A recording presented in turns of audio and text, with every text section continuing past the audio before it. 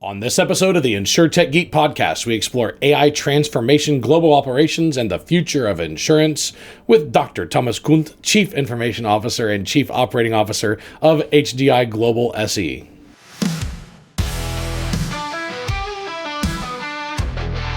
The Insurtech Geek podcast is all about technology that's transforming and disrupting the insurance world. We'll be interviewing guests and doing deep dives into specific tech we see changing the industry. We're taking you on a journey through insurance tech. So enjoy the ride and geek out. Terra. This week's episode sponsor is revolutionizing the world of workers' compensation claims and policy management. Terra's cutting-edge platform empowers insurers with comprehensive benchmarking tools, robust management systems, and an integrated ancillary services marketplace. Discover how Terra is driving innovation and efficiency in workers' comp at terra.insure. And we are back with another great episode of the Insurtech Geek podcast. If you can't tell, if you're watching on video, I am live at Insurtech Insights in London. It is currently March 18th, 2026, and we are having a great time here. With me, and I promised him I would not say his official title after the intro, so it's Thomas Kuhnt. Thomas, how are you doing? Very well. Great to be with you. I am so excited that we got to be here in this amazing studio. I want to thank the production team here at the pod who is helping us record this and has a really brilliant place for us to record. But what a great conference. Excellent. Yes, a lot of participants, stimulating discussions. I love to be here. Yeah. How many years have you come to this? To this one, it's my first time. I went to Vegas. I've been to many conferences. First time in London. But you've been to ITC in Vegas. I've been to ITC, yes. How many times have you been to Vegas? 3 times.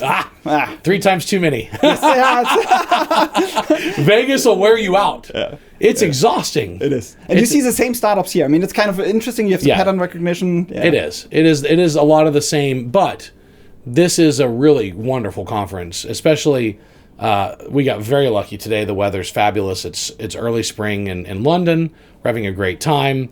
We have, I think, 6,000 attendees here at this conference. But right now, it's just you and me in this beautiful podcast studio. So I want to talk about you, and then I want to talk about your company, and then I want to talk about Insurtech. Is that a good order for you? Sounds fantastic. So let's talk about you for a minute. Where were you born and raised? I was born in northern Germany, a small town close to Hanover. I was raised there. Then I went to university afterwards. I went to Bonn because I loved mathematics. Because when I grew up, I wanted to become a scientist. I loved playing around. I mean, I drove my parents crazy. Nearly set the house on fire, doing a lot of small experiments, playing around with liquids, putting all stuff together that you shouldn't put together, watching gas kind of develop and so on and so forth. So you can imagine. Couldn't decide between chemistry and real science, hard science, physics. And then I ended up doing mathematics. Well, math is the formula behind all of it, isn't it? That's exactly right, yeah. You know, what's interesting is because I'm fascinated by all fields of study. Mm-hmm. I think astronomy is fascinating, and I think that physics is fascinating. I probably enjoyed physics the most because it was mathematics applied to the universe, right? And I enjoyed math, but it's exhausting. But what I did find is that there's a formula for everything. At the end of the day, everything comes back to math. Everything. And then my mom and my dad are both pilots, and then I became a pilot. And flying is all math. I mean, and you have to be good at doing math in your head while you fly if you're going to be a great pilot. And so it was really interesting to see. Then I got into software, and my best programmers were math majors. Mathematics is the engine behind the universe, and it's almost like there's one formula that governs them all. So it's quite interesting. So then after your undergrad, you actually went to a university that I know quite well. I've been on campus quite a few times. You went to University of Illinois in a city affectionately referred to as Champaign, Urbana. So tell me about why you went in the middle of the cornfields in central Illinois to go and get your PhD in mathematics. Yeah, I have to admit it's not that glorious. I also did not know the university before. I got a Fulbright grant back then, and that was kind of, they decided where you go. You basically told them what you want to do, and of course everyone wanted to be going to one of the big name universities in the US. and they sent me to Champaign-Urbana. The moment I got the letter, I went into Google and looked at, hey, where exactly is Champaign-Urbana? But I have to say, it was one of the best decisions in my life. After the grant expired after a year, I continued my PhD research over there. I loved the environment, I loved the people. I also love the academic environment because it's very personal. You relate to your professors. It's not those gray eminences that you rather not talk to, as it's in a lot of universities in Europe. So I had a fantastic time over there. Yeah, it's a wonderful town. I've spent a lot of time in Champaign, and the restaurant scene's great, the bar scene's great. It's a wonderful college town. I'm glad you got to experience my country and that way. That's great. Like growing up, so it sounds like you were a tinkerer and you just wanted to be in the field of the sciences. You landed on mathematics.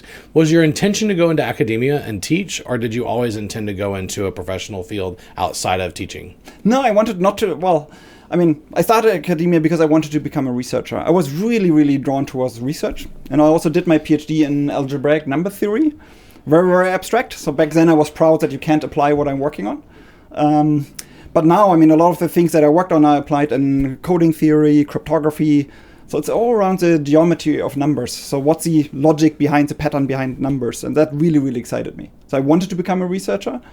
But as part of the graduate studies, I started teaching. And then I started teaching what I loved, my passion topic, to people who weren't that interested in math. And I realized, maybe not for the rest of my life. Huh. Yeah, I mean, it's finding the pattern behind everything is kind of at the heart of what we do in insurance. I feel like as people who are intellectually curious, the search for correlation and causality is behind everything, right? Yeah, exactly. And I think also today, you learn system thinking. If you try to understand the geometry behind numbers, you stop looking at the individual number. You looked at, hey, what's the logic behind it? What are the patterns? And I think there's a lot of that you can apply even to technology. Oh, yeah. In spades. Yep. Especially with AI. We can talk more about that later. But also in organizations, right? Yeah. I mean, if I think about it, organizations are very complex systems. You have processes, you have people, you have technology. How do you connect all the dots, especially if things are not working well? I think I always try to manage the system and move away from kind of firefighting on individual topics, more towards the system level. So you get out of college. You're a newly minted PhD mathematician. You've achieved a quite difficult objective, with as difficult as the dissertation and defense process is. And I know that at U of I they were probably quite friendly to you in helping you achieve that goal, but it's still a multi-year objective. You get out. What was the immediate objective? Get a job anywhere, or did you have something in mind? No, it was a little bit a period of, hey, what do I do now? Because the moment I decided, hey, maybe university career is not mine, because there are very few pure research professorships. A lot of it is just teaching. I was kind of like, what do I do now? I'm a theoretical mathematician. Am I even employable? Right? And that's kind of back then, where do you apply? Well, I applied to some corporates. They said, not sure what we should do with you, at least back then. Might be different today. So I ended up in consulting. But that was more as a stepping stone. I thought, well, now let's prove that I know business, that I learn business. And I thought, hey, what better place to go next to as a consultant company? Yeah, that's because it allows you to. This is the same thing I did. I actually did 2 internships in consulting with a large global consulting firm, and then was found very quickly what I wanted to do. And I think that's what's nice about consulting, is that you can work in a lot of different industries. Did you work in insurance immediately, or did you spread the work around? I started initially in banking. Yeah. But then I realized, I was firstly driven by, hey, let's crack the hardest problems. But after 1 or 2 studies, I learned, hey, if you work day and night, it's not the problem that keeps you up or keeps you happy, but it's the people you work with. And then I had a mentor that then moved towards insurance, and I followed him. And ever since, I've done 15 years of consultancy in insurance. Wow. What was your first gig? What was your first thing you ever did in insurance? Oh, that was optimizing the tight agent channel. So how to boost sales and profitability in tight agent networks. Wow. Yeah, mine was automating and optimizing the order flow for underwriting inspections for property policies. Oh, wow. It was really, really, really interesting. So when you write a property policy, you have to get a property inspected, and we had to rebuild. And I was 24 at the time and had to re-engineer the process for processing orders, and it was really fun. It exposed me a lot to the property industry. So that's interesting. So today you oversee technology operations and digital transformation at HDI Global, right? And you're the chief information officer, the CIO, and the chief operations officer. So it's a unique path for a CIO to also be the COO. So you have your hands on ops and technology. So what does that role look like day to day since you have that dual role assignment? It's kind of funny how that came. I mean, because I started as a COO, and a month later I got the CIO role because we had a large-scale IT project that failed. And I will not forget the day when our supervisory board member said, look, I don't want IT and business blame each other why the project failed. I want one person that I can hold accountable. Yeah. Nowadays you would call it agile, but back then it was more kind of like, hey, I make that person accountable for both the ops and also transforming it with technology. But we've moved quite a far way since then. I mean, my typical day, probably a third communication direction setting, just repeating the why and the what over and over again. We are a large organization. We've moved towards managing the companies with an objective key results logic on a quarterly basis. So I do every quarter spend a lot of time with the organization setting the objectives for the next quarter. Secondly, I think it's a lot execution of strategic initiatives. I am a problem solver by heart. That's what I learned when I studied, and I love problem solving. So I like to be very close to our key strategic initiatives, very hands-on. I try to change the operating cadence of our company to really have weeklies, monthly, really stay close to what works, just to learn and iterate fast. And lastly, it's more sensing and learning. That's also why I'm here today. I think things are moving so quickly that we all have to learn and understand. And I'm asked to make very large decisions. Do I now invest double-digit, triple-digit million money into AI? So I also need to understand, is it the right time? What's a hype? What's real? So there's a lot of learning that I'm engaged in. And there's a lot of hype. Yes. More so than probably any time in my 25-year career. A lot of promises of radical change, but when you actually get... I mean, do you go sit with underwriters and adjusters? Yes. I do too. When you actually sit with them, things aren't that different for them. You know, yeah. They're still slogging it out on the phone with claims like an adjuster, the average adjuster's life. Now, we've been able to automate a lot about what an adjuster has to do. We can automate medical record summaries. We can automate claim summaries. We can suggest proper communication. We can streamline things, but at the end of the day, it's still a grind, right? And the same thing with underwriters. I mean, they still have more submissions than they can work on. They still have to make executive decisions, right? This is not simple. Tell me a little bit about your organization. Like, what lines of business, what geographies do you serve? How big of an organization is it in people and GWP? Like, tell me about it. So we are global. We do global corporate business and specialty lines. We're roughly 10 billion euros. We are the leading one in Germany. We're pretty big in Europe. We're small in the US so far. But we write all lines of business, but only corporate and specialty business. 5,000 people roughly. Wow. All in Germany? Oh, no. All across the globe. So Germany right now represents, it's about a quarter of the business. 20 to 25% of the business is Germany. A lot of still, we are big in multinational programs. So that's our heritage. So we followed the German industry when they went abroad. So we are over 100 years old. So we did all the multinational programs where we insure a large corporate across all the geographies they're active in. So like a large German manufacturer, they decide to expand to a new country and you expand with them. Exactly. So they're going to write premium in that country. You're going to have an underwriter who understands that risk. No, they still underwrite most centrally. So we would do the master policy in Germany, and then we would issue local policies consistent with the master policy. You'd go get licensed there. Yeah. Then you collect premium back in Germany, and you'd issue it there, and then you obviously have to adjudicate the claim locally with licensed adjusters that are licensed in that country. But sometimes even more complex. You have to collect the premiums locally as well, pay local premium tax. So it's quite complex to manage those multinational programs. And then, at the end of the day, that company probably wants one renewal date and one master policy for everything, right? Exactly. And then they want to make sure that local policies are, of course, legally compliant locally, but also consistent with the master policy. Sounds easier than it's done. Not easy. It's not easy. Yeah. I've been dealing with master child policies for 25 years, and it's not easy. It's not even remotely easy. Because you have different billing schedules too, you have different issuances. Your software, of course, has to support all of this. The people have to understand it and equally apply it. It's very challenging. So, I have so much I could talk to you about, and especially with as international as German industry this really drug you abroad, right? Yep.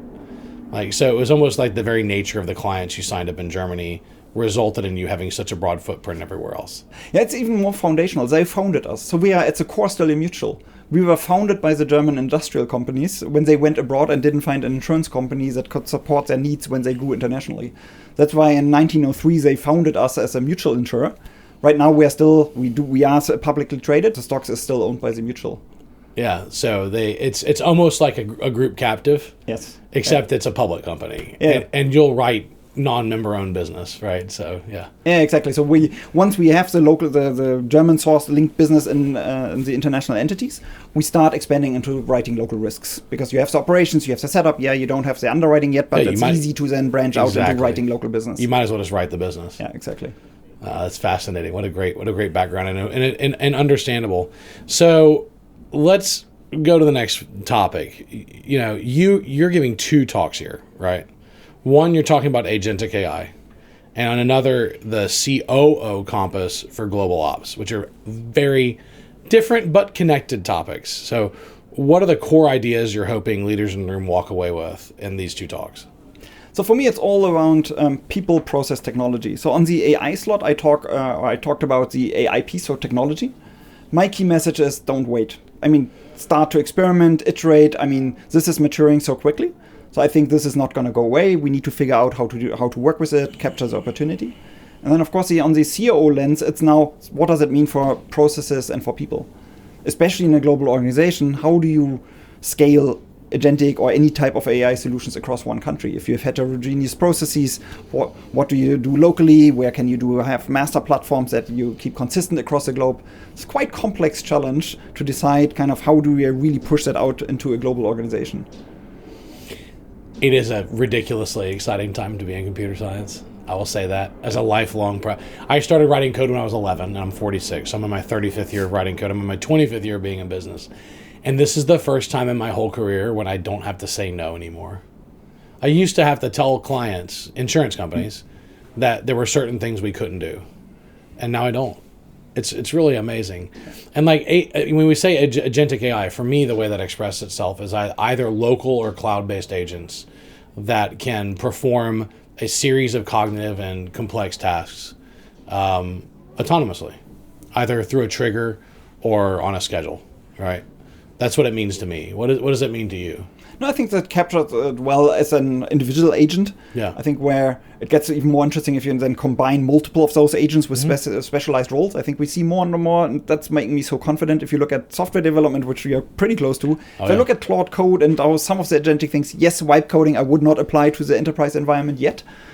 But if I look at what's possible today, how fast our people can code, I mean, it's like you look at that, it works for 5 hours independently, it tests itself, it optimizes, and you look at the output and you think, wow, that would have taken weeks before. I mean, it's amazing how speed... It's amazing. And people said, well, does this spell the end for software engineers? I said, no, not at all, because I've watched non-engineers trying to operate Cursor in Claude, and it goes awry pretty fast because they don't really know what to ask for. They don't know how to validate the results. And it's hard for them to think about how to architect the solution. I said, but what it does mean is the end of backlogs. Because for my entire professional career, 25 years, we've had to deal with this reality of a backlog, a pretty substantial backlog, most of which we know we can never get to. And now we actually have a chance. You know, there's that line in Dumb and Dumber where he goes, so you're saying there's a chance? And I'm saying, like, there's a chance we can actually burn through backlogs and actually respond to the needs of the organization, all of them, which is wild to think about. The problem now is actually not, are we going to get through the backlog? It's, should we do it? Should we actually expand in those areas? Because you can actually grow yourself out of business as well. And I've seen the same thing. I mean, I deploy a suite of cloud agents while I'm sleeping. I wake up and I review their work. I do a code review. And then it's okay, you got this right. You didn't get these things right. Let's rethink this architecture. So, I mean, my business partner does the same thing. We both are back into coding now that we can deploy and direct agents. And it's pretty exciting. I mean, as a COO, what's been your first thing to deploy in ops that's really made a difference on some very tedious manual task? I think it's probably the simple use case is, again, input management, because our input channel mostly is Outlook. It's our industry. I mean, especially in the large corporate specialty world, we get an email by a broker, tons of attachments, Excels, Words. And to process that, I mean, yes, there was already certain type of input management based on rules, but whenever something didn't fit, you had those exceptions. And we found that applying agentic AI, you can really improve the performance of input management significantly. And nobody likes to open those emails, read it, and then you can continue with triage, right? Prioritize some of the submissions to really only show the underwriters the business that they should be really looking at. And that's already working quite well today. They're they're an absolute total pain. Yeah. And that's also why a lot of underwriters have to make a decision to just not quote business because they're too busy. Yeah. So it's like, that's why I think it's the end of backlogs. Yeah, agree. Like it's the end of the underwriting backlog. It's the end of the claims backlog. It doesn't mean it's the end of the underwriter. There's all the doomsdayers. By the way, they're the same they're the same doomsdayers who have been doomsdayers since the 1820s, the Luddites and Industrial Revolution in England. To me, it's like this is the first technology though that directly threatens clerical office jobs though, like much more so than blue collar jobs. I mean, you can talk all you want about autonomous robotics, but the reality is that we have a massive shortage of skilled workers, and they're getting paid very well now. But now you've got this threat to the office, and I'm like, well, have you actually sat down and looked at this? Because at every one of my insurance clients, we have a shortage of skilled adjusters and skilled underwriters, and we have a surplus of clerks. And so I'd love to turn the clerks into skilled underwriters and adjusters. What I found interesting, I don't know if you found this, is that half of them that we speak to are not interested in being skilled underwriters and adjusters. They don't want to go through the schooling. Are you finding the same thing where you have people that are reticent to go through the training to really upskill? Yeah, and I think that will be a big challenge ahead of us. I mean, I completely share your perspective on underwriting claims. Yeah. Right now, and we have a pretty aging population. I mean, hardly anybody is now coming from university and saying, "Oh, I want to enter insurance. I want to become an underwriter." I mean, we really struggle with recruiting. So on the pure underwriting profession, I'm quite positive. I mean, we have a third of our population retiring in the next 10 years.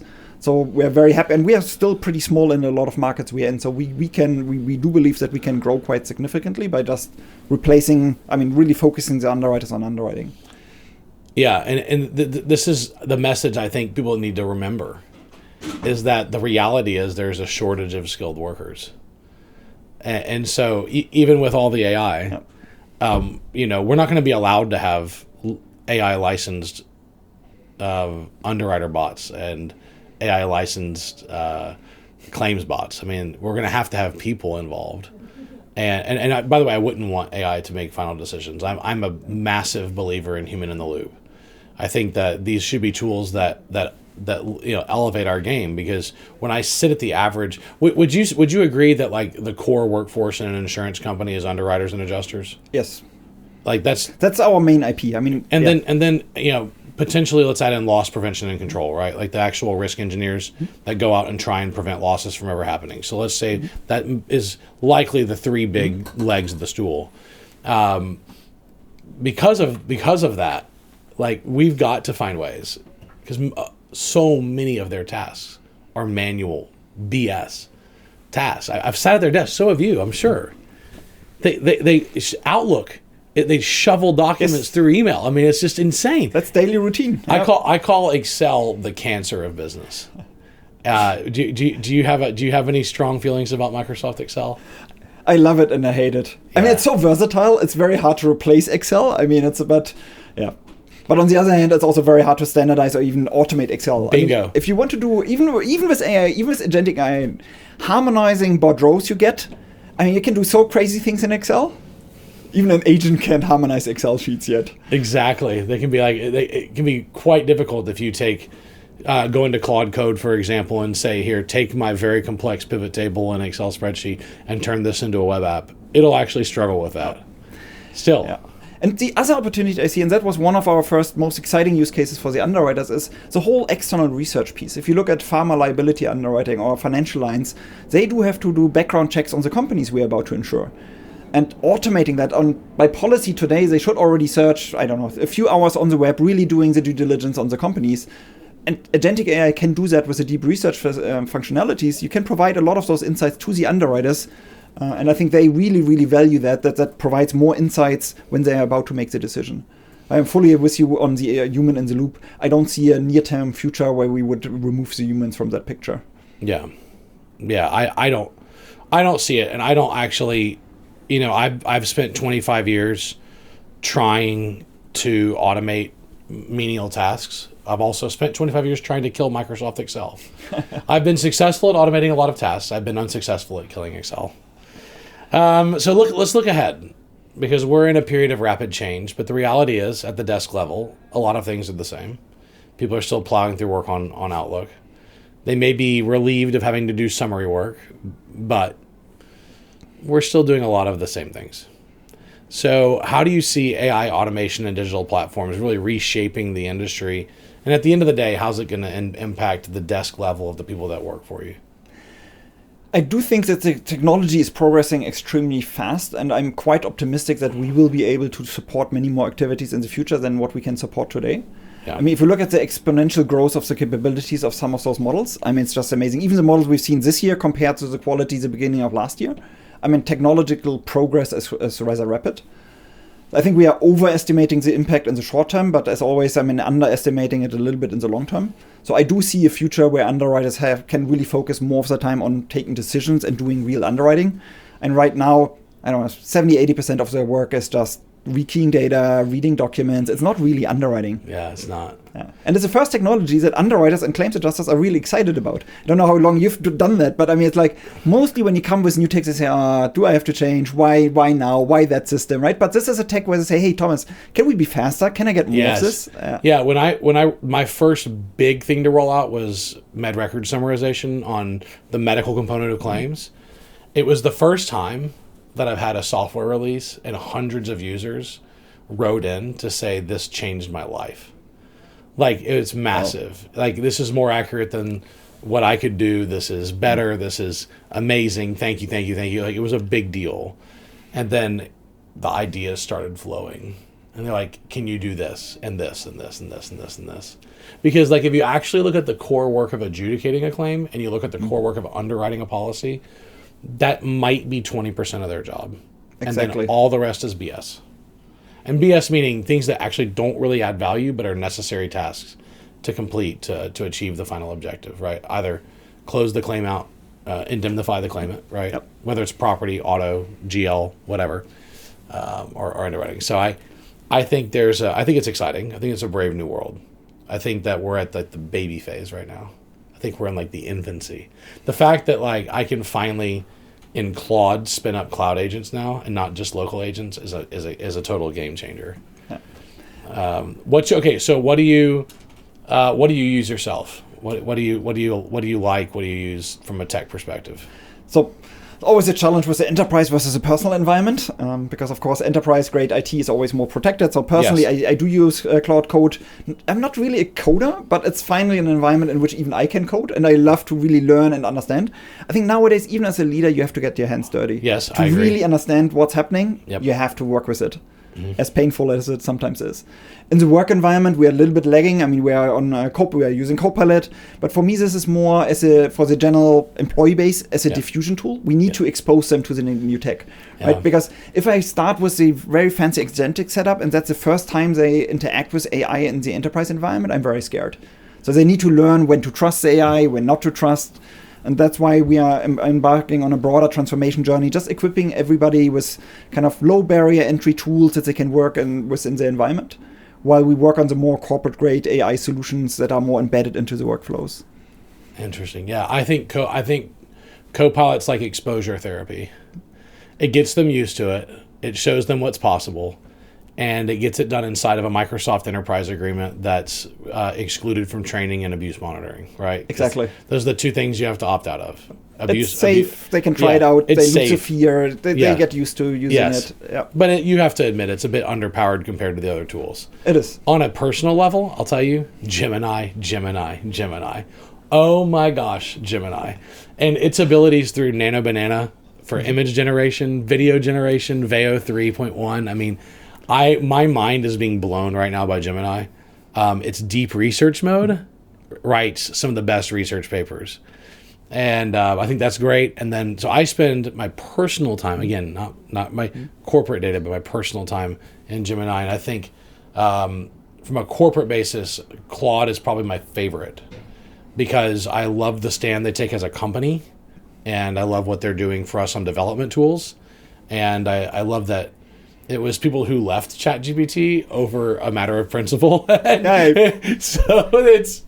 I think it's quite remarkable. Well, look, I think what you're doing is great. I love that you get to have your hand on the steering wheel on ops and technology. That's got to be really exciting for you. And I know that if you're doing both, that means you have wonderful lieutenants sitting right under you that are executing all of your orders, aren't they? Yeah, and they really need to work together. And that's what I like. I mean, we've talked about business IT alignment for a long time. But I think with AI, business becomes IT and technology is business. So I think right now we're also putting the leadership of most initiatives into the hand of the business leads. So our lead underwriters in the countries are leading the AI transformation.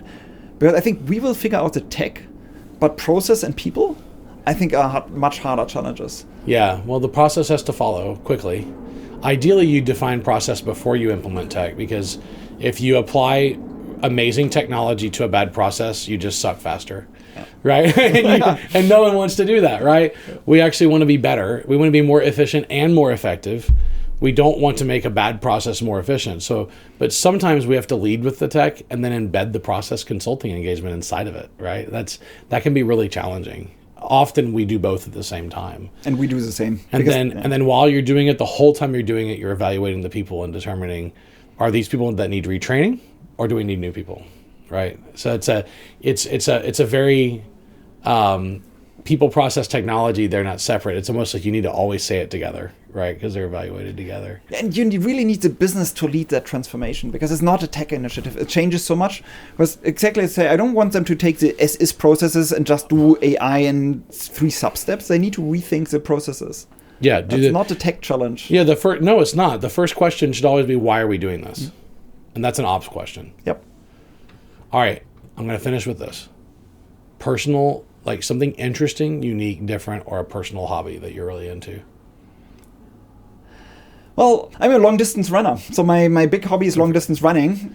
All right, so it's the farthest you've ever run at one time? Marathons. I actually, when I lived in the US, I learned I found my love of running. I did a lot of those cross-country races in the Midwest, always sponsored by a brewery. A lot of fun, right? You race and you have some fun afterwards. Yeah. Once you finish. And in true German style, drinking beer after working out. Of course, yeah. Yes. But hey, in the Midwest, they are doing it all over the place. Yes, they do. Yeah. And then I started doing marathons in Chicago. The first 3 marathons I ever did was a Chicago Marathon 3 times. What was the most recent one you've run? That's Berlin. That was 3 years ago. Okay. Have you ever run anything longer than a marathon? No. Okay. Well, I've walked for 50 kilometers. Wow. That's a long walk. Yep. Yeah, that took us 7 hours, I think, to finish.